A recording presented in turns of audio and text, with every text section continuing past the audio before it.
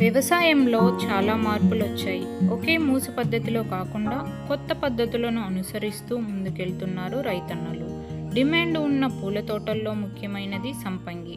సంపంగిని ఒకసారి నాటితే 3 ఏళ్లు దిగుబడిని పొందవచ్చు. ఆధునిక పద్ధతులైన బిందు సేద్యాన్ని వినియోగిస్తూ మంచి ఆదాయాన్ని పొందుతున్నారు కడప జిల్లా కాసినాయన మండలానికి చెందిన ఓ రైతు.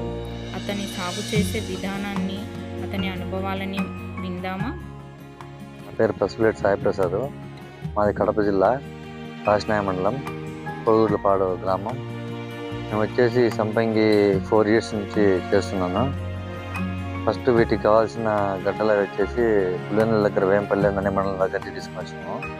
1 ఎకరాకు వచ్చేసి ఒక 1000 కిలోలు పడతాయి.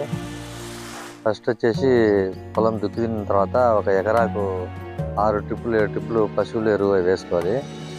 పశువులు వేసిన తర్వాత మనం బోదెల్లాగా అట్లా వేసుకొని అవి గడ్డలు తుంచుకొని మొత్తం నాటుకోవాలా. మనం నాటినప్పటి నుంచి 1 మంత్కు మొలకలు అవి గడ్డలు బయటకు వస్తాయి. ఈ క్రాప్ తినడానికి వచ్చేసి 4 మంత్స్ దాకా పడుతుంది. స్టార్టింగ్ లో 2 కిలోలు 3 కిలోలు అలా దిగుతూ వస్తాయి.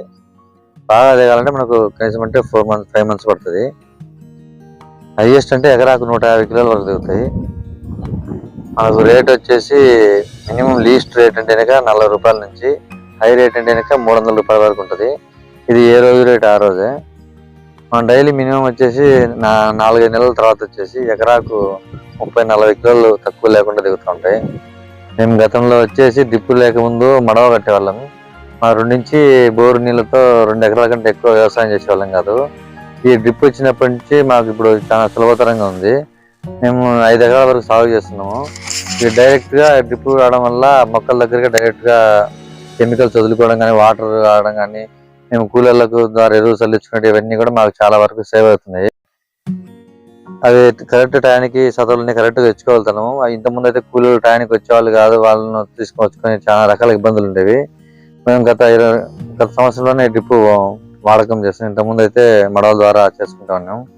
ఇంతకుముందు ఎకరాకు వచ్చేసి 4-5 బస్తాలు ఎరువులు ఇచ్చేవాళ్ళము. ఇప్పుడు ఆ ఎరువులు బస్తా కూడా కొంచెం తగ్గించుకొని చేసుకుంటాను. డ్రిప్లో వెళ్ళడం వల్ల మొక్కల వరకే వెళ్తాయి డైరెక్ట్గా. ఇంతకుముందు చేను మొత్తం చల్లాల్సి వచ్చేది. ఈ విధంగా డ్రిప్ మాకు చాలా వరకు లాభదాయకంగా ఉంది. ఇక్కడ రైతు వెంచురీ ద్వారా ఎరువుల్ని పంపించడాన్ని కూడా మనం గమనించవచ్చు.